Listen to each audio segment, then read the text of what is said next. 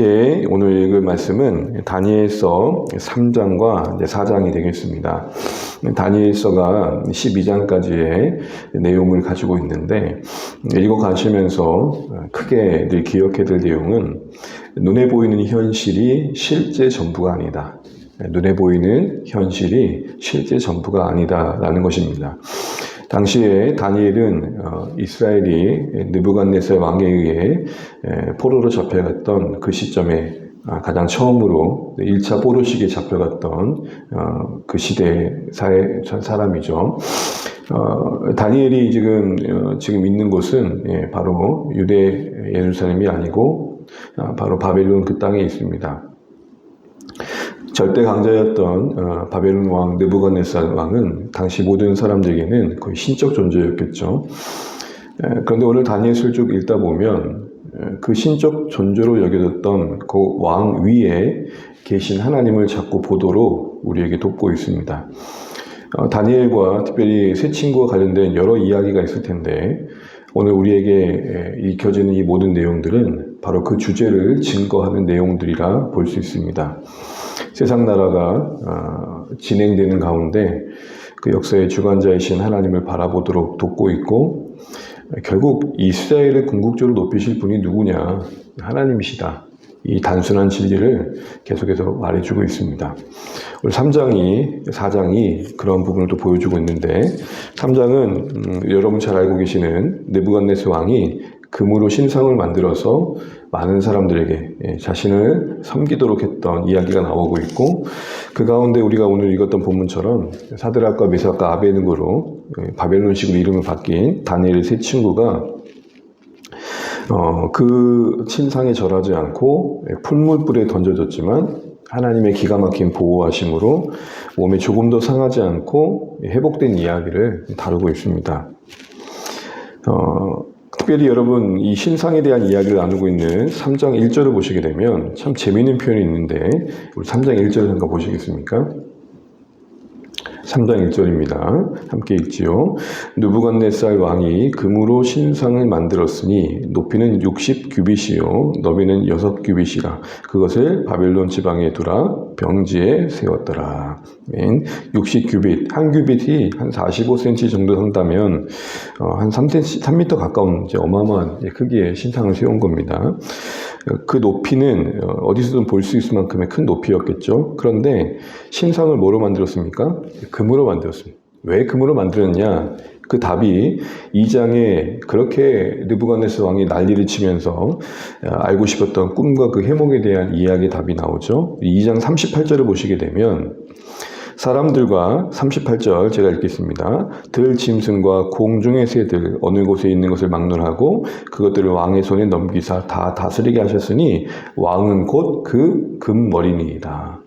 2장에서 왕이 꿨던 꿈은 크게 4가지로 나누어진 큰 신상이었죠. 머리는 금, 그리고 가슴과 한쪽 팔은 은, 내려갈수록 점점 재료가 달랐죠. 배와 넓적다리는 놋, 종아리는 새, 그리고 발은 새와 흙.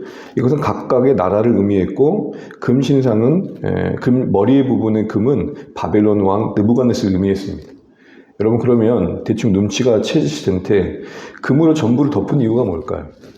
그러니까 꿈은 여기까지만 금이고 여기가 은이고 여기가 노쇠인데 왜 전부를 금으로 덮었을까요?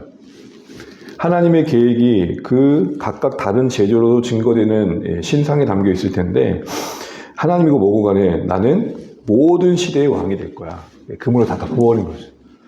그 무슨 말입니까? 난 영원한 왕이 될 거야. 이 의미가 금으로 전부를 덮은 겁니다. 이게 인간의 욕망이고 느부갓네살 왕의 어리석음이었습니다.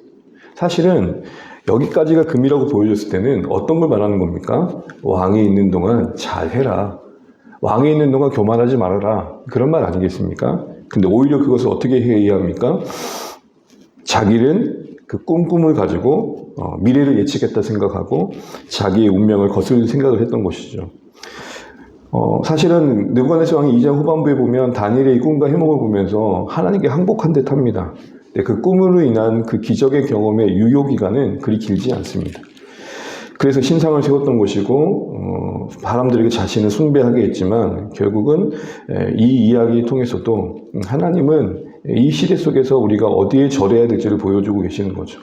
이 세 명의 친구를 통해서 절하지 않는 그들을 통해서 하나님 앞에만 절해야 되는 것을 보여주고 결국 그 이유는 여러분 끝절에 나와 있습니다. 우리 30절 한번 읽어보겠습니다. 30절입니다. 3장 30절 함께 읽죠. 왕이 드디어 사드렉과 메삭과 아벳느고를 바벨론 지방에서 더욱 높이니라. 바벨론 왕에게 절했기 때문에 높인 게 아니라 오히려 바벨론 왕에게 절하지 않고 하나님께만 절했기 때문에 높아진 것. 이 얘기를 강조하고 있습니다. 4장도요. 보시면 참 재밌는데 느부갓네살 왕이 꿈을 꾸는데 그것은 그의 교만을 다스리시는 하나님의 계시적 꿈이었습니다. 어떤 꿈을 꿉니까?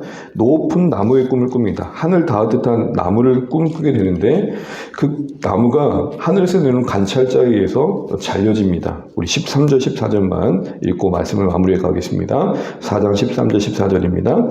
내가 침상에서 머릿속으로 받은 환상 가운데 또 본즉 한 순찰자 한 거룩한 자가 하늘에서 내려왔는데 그가 소리질러 이처럼 이르기를 그 나무를 빼고 그 가지를 자르고 그 잎사귀를 떨고 그 열매를 해치고 짐승들을 그 아래에서 떠나게 하고 새들을 그 가지에서 쫓아내라.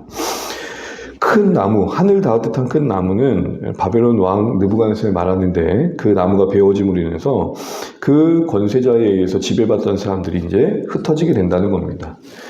그 힘에 의해, 힘의 논리에 억압받았던 자들이 자유케 되는 일들이 일어나는 것이죠. 그러나 결국 다시 그루터기만 남겨지고 그 그루터기가 상징하는 바는 느부갓네살 왕이 그래도 아주 죽지는 않는다는 거죠. 다시 회복되는 이야기가 나옵니다. 이런 일련의 이야기가 나오면서 때가 차서 다시 왕권에 서게 되는 이 느부갓네살 이야기는 결국 그가 왕위에 있는 것이 하나님에 의해 허락된 것임을 다시 강조하게 됩니다. 느부갓네살은 또 회개하고 돌아옵니다. 여러분 이 일련의 이야기를 통해서 우리는 다시 다니엘서가 계속 말하고 있는 거 눈에 보이는 게 전부가 아니다. 그 당시에 절대 강자였던 느부갓네살 왕이 전부가 아니다. 이렇게 얘기를 하고 계시는 거죠. 여러분 이것이 당시에 얼마나 위로가 되었겠습니까? 제가 만약 이 시대 사람이었다면 이 이야기는 큰 위로가 되었을 겁니다.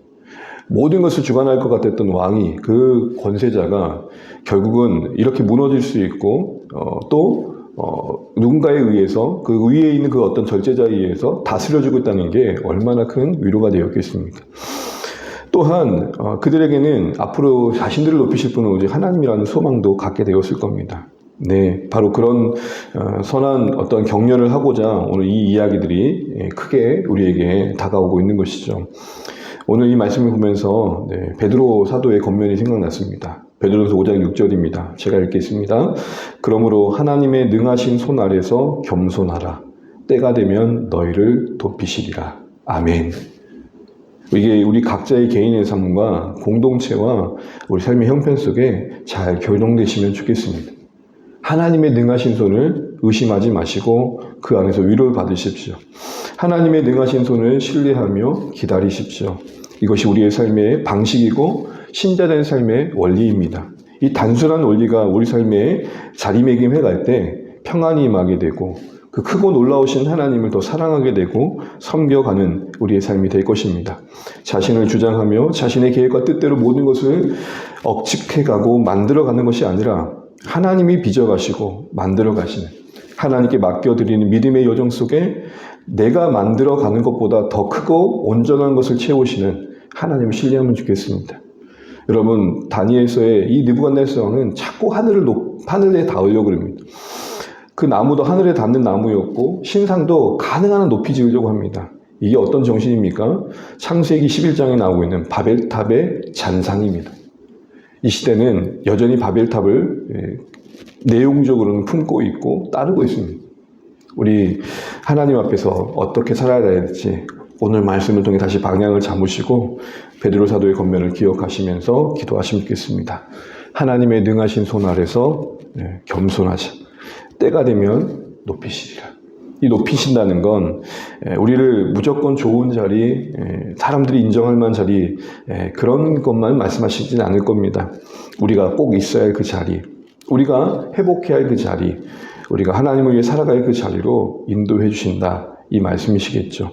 오늘도 이 말씀 기억하시면서 다니엘서 읽어가신 내내 다시 한번 우리 사실을 마음 깊이 새기면 좋겠습니다.